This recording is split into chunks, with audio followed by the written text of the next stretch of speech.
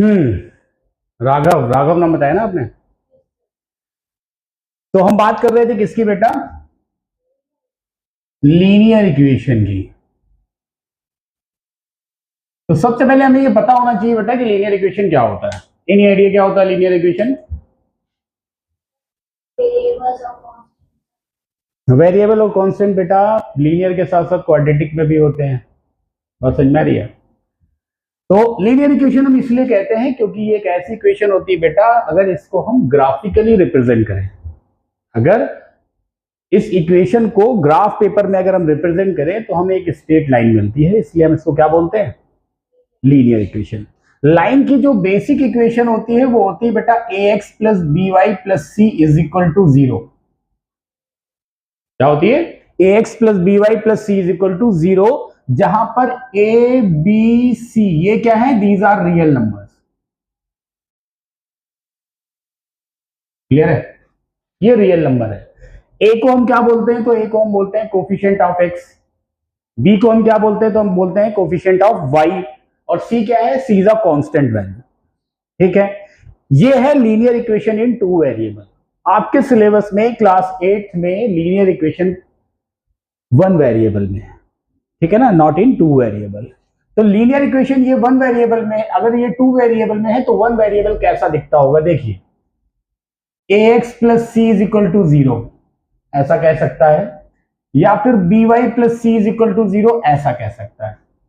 अब आप कहेंगे कि लाइन की बेसिक इक्वेशन तो सर ये है, तो फिर ये लाइन की इक्वेशन कैसे हो गई या ये कैसे हो गई? इसमें दूसरा वेरिएबल गायब है, कह सकते हैं आप। ये क्वेश्चन आपके माइंड में आ सकता है। तो हम ये कहते हैं बेटा कि वो वेरिएबल है, वो वेरिएबल है, बट वो दिख क्यों नहीं रहा है? क्योंकि उसका कोफिशिएंट क्या है? 0 है। उसका कोफिशिएंट कैसा है? 0 है। यहां पर भी उनका कोफिशिएंट 0 होने की वजह से ये कैसी बन गई लाइन की equation? Linear equation in one variable बन गई। समझ में आ रही है? अच्छा, जब ये चैप्टर हम स्टार्ट करते हैं तो कुछ बेसिक टर्म्स हमें पता होने चाहिए। कौन कौन से बेसिक टर्म्स बेटा? जैसे कांस्टेंट क्या होता है, वेरिएबल क्या होता है, एंड कोफिशिएंट क्या होता है। Constant, variable and coefficient. बात समझ में आ रही है? कांस्टेंट क्या होता है, कोई आइडिया आपको?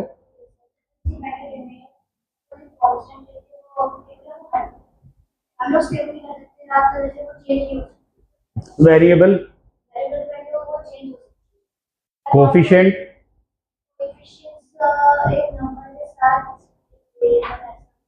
ठीक, काफी कुछ आपको पता है। कांस्टेंट हम ये कहते हैं, constant are those which are having a fix value. जैसे जितनी भी न्यूमेरिकल वैल्यूज होती है वो सब कांस्टेंट वैल्यू काउंट होती है। क्यों?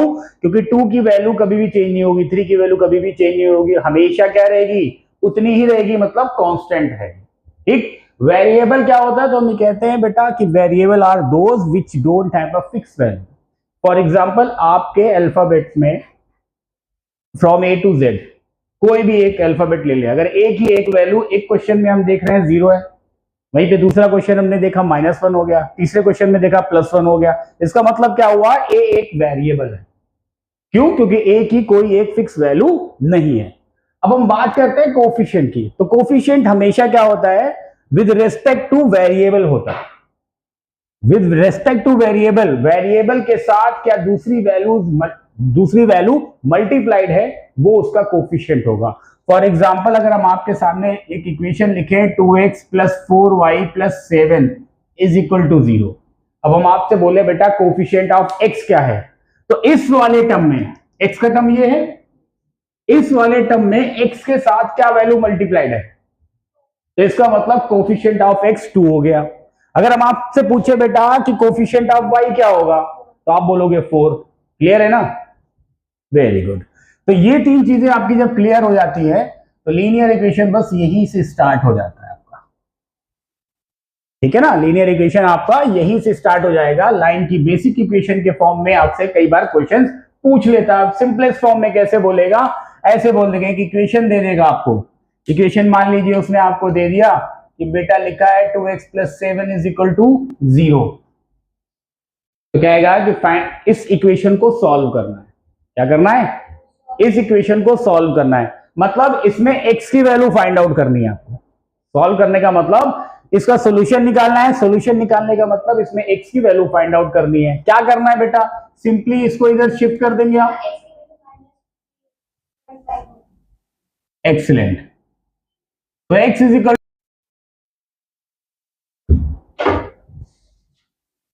बताएं।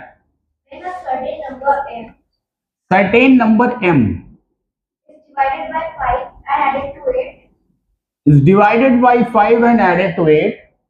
The result is m subtracted from 4. Subtracted from 4. Clear है? ऐसी इक्वेशन बनेगी। क्या? सबसे पहले उसने क्या कहा कि एक वेरिएबल m है जिसको हम 5 से डिवीजन करते हैं, तो m by 5 एक नंबर बन गया। फिर उसने कहा कि एडेड 8, मतलब अब उसमें हमने क्या किया? 8 ऐड कर दिया। उसके बाद क्या क्या कि जब ये बन गया तो ये किसके इक्वल है? 4 माइनस 3m। अब हमारे पास सारी वैल्यूज हैं, अब आपको पता है कि करना क्या है। इसके इधर ले लो और इसको इधर ले लो, तो m by 5 plus 3m is equal to minus का 4। माइनस का 4 क्यों आया, समझ में आया? -8 प्लस 4 है, इसलिए दैट इज y माइनस 4 हो गया। एलसीएम ले लिया बेटा, एलसीएम कितना आया? 5, यहां पर हो जाएगा m और 5 3 जा 15। 15m is equal to minus का 4। क्रॉस मल्टीप्लीकेशन करेंगे अपन। क्लियर है? क्रॉस मल्टीप्लीकेशन करने में ये तो 16 हो जाएगा, 1m प्लस 15m, तो कितना हो गया? 16m and that is equal to -20। So now m is equal to -20 by 16। Lowest form में इसको लेंगे तो मल्टीपल ऑफ 4 है, तो -5/4। सर मुझे ये समझ नहीं आया, जैसे थर्ड से था m प्लस 15 है, तो मैं समझ नहीं आया कि -4 ये -4 ये था ना। अच्छा आप कह रहे हो ये कैसे आया? ये देखो, हम ये कहते हैं कि हम किसी भी नंबर के नीचे 1 एज्यूम कर सकते हैं। जैसे m प्लस 15 है, 16 है और 5 हो जाएगा। हाँ, फिर उसको हम उसको एक स्टेप हमने एक्चुअली स्किप कर दिया है, शायद वही आप मिस कर गए। देखिए यहां पर जब हमने एलसीएम लिया था तो ऐसे ही आया m प्लस 15m अपॉन 5, तो ये ऐड करने पर कितना आ जाएगा बेटा? 16m बाई 5, और इधर -4 था तो -4 के नीचे हमने 1 एज्यूम कर लिया, तो that is equal to -4/1। Cross multiplication करेंगे मतलब 1 इधर मल्टीप्लाई होगा और ये 5 इधर मल्टीप्लाई होगा, तो 16m इंटू 1 क्या होगा? 16m, और 5 इंटू -4 कितना होगा? -20। ये 16 इधर मल्टीप्लाइड है लेफ्ट साइड में, तो राइट साइड में क्या करेगा? डिवीजन करेगा बेटा, तो बाई 16। अब हम क्या करेंगे? ऊपर और नीचे इनको हम क्या कर सकते हैं? बेसिकली जब हम एंड रिजल्ट लिखते हैं तो हम सिंपलेस्ट फॉर्म में लिखते हैं। सिंपलेस्ट फॉर्म मतलब लोएस्ट फॉर्म में, ठीक है ना। अब लोएस्ट फॉर्म में हम देख रहे हैं तो ऊपर और नीचे both the numbers are multiple of 4, तो क्या किया हमने? 4 से इसको डिवीजन किया और 4 से इसको किया, तो ऊपर क्या आया? 4 5 जा 20, नीचे क्या आया? 4 4 जा 16, तो m is equal to -5/4। Clear है? नेक्स्ट क्वेश्चन बोले please. Number consist of 2 digits. अब आप देखिए क्या कह रहा है? Number consist of 2 digit. 2 digit number है, ठीक है। whose sum is 8, 18 is 8, whose sum is 8, ठीक है ना। मतलब अगर एक नंबर को x एज्यूम कर लो, let the first number be x, first number be x, तो दूसरा क्या हो जाएगा? तो सेकंड नंबर क्या होगा? 8 माइनस x। क्यों होगा पता है? क्योंकि दोनों नंबर का सम क्या था? 8 था। दोनों नंबर का सम क्या था? 8 था, इसलिए दूसरा नंबर 8 माइनस x हो जाएगा। अगर ऐसे नहीं समझ में आता तो अब ऐसे समझ लो कि हाँ, नहीं समझ में आ रहा तो फिर भी देख लो, नेक्स्ट टाइम से नहीं करेंगे। Let the first number be x, second number को मान लीजिए हमने y मान लिया। क्लियर है? अब आपको उसने बताया कंडीशन में कि इन दोनों का सम कितना है, तो y की वैल्यू कितनी हो जाएगी? ठीक है ना। तो इसी चीज को हमने डायरेक्टली लिख दिया था, तो सेकंड नंबर क्या हो गया बेटा? 8 माइनस एक्स। आगे है if 18 is added to a number, its digit gets interchanged. समझ गए? अगर 18 ऐड करेंगे, अच्छा 2 डिजिट नंबर है तो एक होगा वंस की प्लेस पे और एक होगा टेंस की प्लेस पे, ऐसे ही होगा। अगर हम मान लेते हैं कि 1 की प्लेस में जो पहला नंबर था वो x था, तो जो टेंस की प्लेस पे होगा that would be multiplied with 10। मतलब ये हुआ 1 की प्लेस का नंबर ये है, टेंस की प्लेस का नंबर ये है। ठीक, अब बोल रहा है कि अगर 18 ऐड किया जाए, इसमें अगर हमने 18 ऐड किया तो 10 8 minus x plus x plus 18 add किया तो उसने क्या कहा, डिजिट रिवर्स हो गए। ये कहां आ जाएगा, ये इस पोजीशन पे आ जाएगा वंस की पोजीशन में, और ये टेंस की पोजीशन में आ जाएगा। तो वंस की पोजीशन में जब हम लिखेंगे तो क्या लिखेंगे, 8 माइनस एक्स। ठीक, और टेंस की पोजीशन में क्या हो जाएगा, 10x। क्लियर है? तो अब इक्वल टू क्या लिखा हमने, 10x प्लस 8 माइनस एक्स। अब इसे सॉल्व कर लेना है हमको, तो कितना हो भाई, 80 minus 10x plus 18 and that is equal to 10x plus 8 minus x. Clear है? यहां पर 18 और 80 मिलकर हो जाएंगे 98 और ये दोनों सॉल्व होकर हो जाएंगे 9x। क्लियर है? ये हो जाएंगे 9x प्लस 8। क्लियर है? अब क्या करेंगे, जैसा कि हमने बताया था कि वेरिएबल वाले सारी वैल्यू एक साइड और कांस्टेंट वाली सारी वैल्यू एक साइड। तो 98 ये 8 इस साइड आ जाएगा बेटा, तो लिखेंगे 98 minus 8 is equal to 9x plus 9x। कितना हुआ बेटा ये, 90 is equal to 18x। So now x is equal to what, 5। अब x इज इक्वल टू 5 है तो दूसरा नंबर क्या होगा,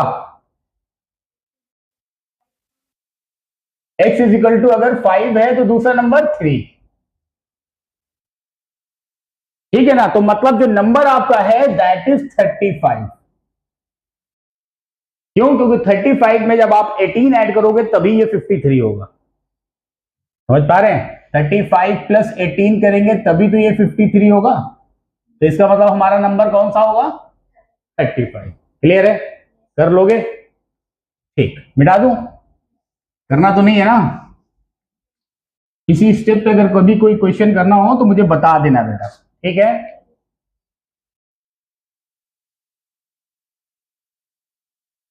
नेक्स्ट क्वेश्चन बोले बेटा। The denominator of a rational number is greater than its numerator by 3. ठीक, अब आप क्या मानेंगे कि let the denominator be x, या फिर ऐसे कह सकते हैं कि let the numerator be x, क्योंकि इसमें डिनोमिनेटर बड़ा आ रहा है ना। तो डिनोमिनेटर क्या हो जाएगा, कितना हो जाएगा, 3x इंक्रीज है तो x प्लस 3 हो गया।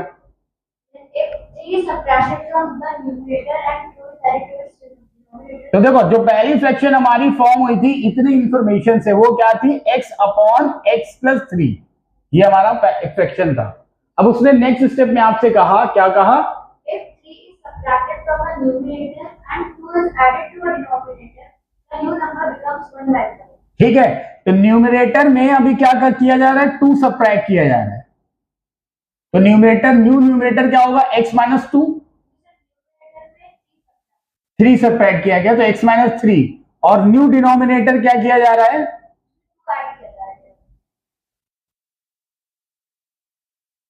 उसमें 2 ऐड किया जा रहा है। तो x प्लस 3 ऑलरेडी था, पहले तो यही था, अब इसमें 2 और ऐड कर दिया गया, तो ये हो गया न्यू डिनोमिनेटर और ये हो गया न्यू न्यूमरेटर।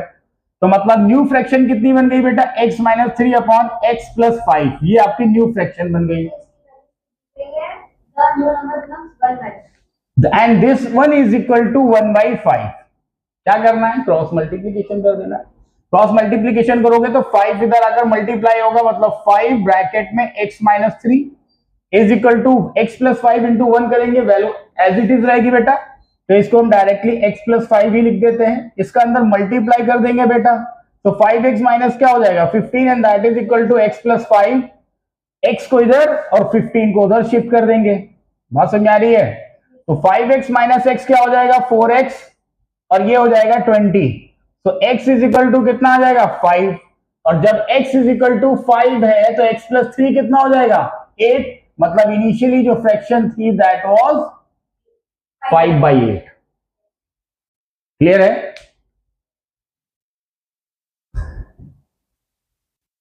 नेक्स्ट बताएं बेटा। सर नेक्स्ट नंबर पे से वर्ड प्रॉब्लम नहीं है लेकिन सॉल्व फॉर x है। बोल दीजिए।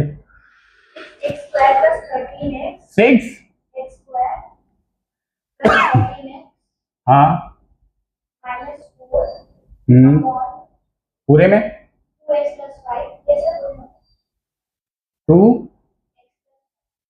2x plus y 5 okay is equals to 12x square okay plus 5x plus 5x minus 2 -2 upon 4x plus 4x+3 complicated कर दिया।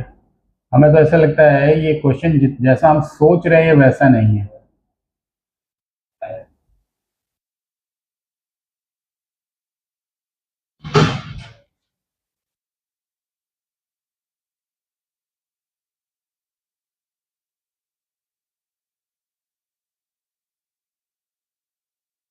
क्वेश्चन को जैसा हम सोच रहे थे क्वेश्चन वैसा नहीं है। क्या करना है, मल्टीप्लाई कर लेते हैं। 3 का मल्टीप्लाई पहले तीनों टर्म में करेंगे। क्लियर है? 3 का मल्टीप्लाई 6x स्क्वायर में करोगे कितना हो जाएगा बेटा 18x स्क्वायर, इसमें करोगे 39x, इसमें करोगे 12। क्लियर है? अब 4x का मल्टीप्लाई करो 6x स्क्वायर में करोगे कितना आएगा 24x की पावर 3 प्लस 52x की power 2 minus 16x equal to, इसको अंदर करो इसी तरह से 2x को मल्टीप्लाई करोगे कितना आएगा 24x की power 3 plus 10x square minus 4x। अब 5 का करेंगे तो 5 12 का कितना हुआ 60x square plus 25x minus 10। अब हम देख लेते हैं जितने भी लाइक टर्म्स हैं उनको ऐड सब्ट्रैक्ट कर लेते हैं। ठीक, 18x स्क्वायर और 12x स्क्वायर ये लाइक टर्म है, दोनों को ऐड करने पे क्या होगा 70। तो पहले हम लिखेंगे 24x की पावर 3 प्लस 70x स्क्वायर। ठीक है, 39x और 16x कितना होगा बेटा difference 23x minus 12 and that is equal to 24x cube, ये दोनों ऐड होकर 70x square plus 21x minus 10। अब देखो बेटा 24x क्यूब इधर भी है इधर भी है, 70x स्क्वायर यहां पर भी है यहां पर भी है, 23x क्या, अब जो चीजें बची हैं थोड़ा सा उनको लिख लेते हैं। क्लियर है? अब इसको इधर भेजेंगे और इसको इधर भेज देंगे, तो 23x में से 21x चला जाएगा, क्या बचेगा 2x, और ये उधर जाकर कितना बचेगा 2, तो now x is equal to. Clear है? ये एक्चुअली क्या है, हम इसको सोच रहे थे ये फैक्टराइजेशन वाला क्वेश्चन है, ये फैक्टराइजेशन वाला क्वेश्चन था ही नहीं, क्योंकि अगर फैक्टराइजेशन से क्वेश्चन होता तो ऊपर के ये जो टर्म अगर हम फैक्टराइज करते ना तो डिनोमिनेटर वाले से कैंसिल हो जाता, लेकिन इधर तो खैर फैक्टराइजेशन ही नहीं हो रहा था, नॉर्मल फैक्टराइजेशन, और उधर हो भी रहा था तो डिनोमिनेटर वाली वैल्यू कॉमन नहीं आ रही थी कि कुछ कैंसिल हो सके। इसका मतलब फाइनली इसमें मल्टीप्लीकेशन ही करना है इन एक्सप्रेशंस का। क्लियर है? एनीवेज नेक्स्ट क्वेश्चन क्या बेटा, मिटा दूं?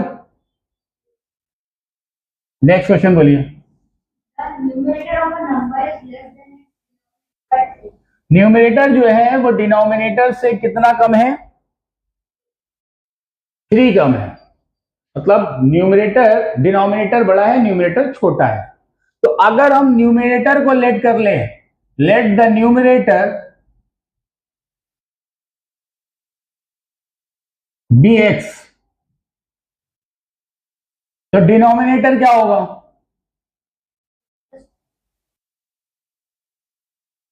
x+3। क्लियर है? तो जो पहली फ्रैक्शन थी वो थी आपकी x/x+3। नेक्स्ट स्टेटमेंट क्या है? If the numerator becomes 3 times and the denominator is increased by 20, the new number becomes 1 by 8. कह रहा है द न्यूमरेटर बिकम्स 3 टाइम्स, तो न्यू न्यूमरेटर कितना होगा? तो new numerator would be equal to 3x, और डिनोमिनेटर क्या बोल रहा है? Increased by 20. x+3. तो x+3+20, डिनोमिनेटर बढ़ गया ना, x+3 तो पहले था, तो जो न्यू फ्रैक्शन फॉर्म हो रही है that is 3x/x+23, Now the number becomes 1 by 8. और ये जो न्यू फ्रैक्शन फॉर्म हुई है ये 1/8 फॉर्म हो रही है। तो बस क्या करना है आपको पता है, क्रॉस मल्टीप्लीकेशन करना है। तो 3x इंटू 8 कितना हो जाएगा बेटा? 24x।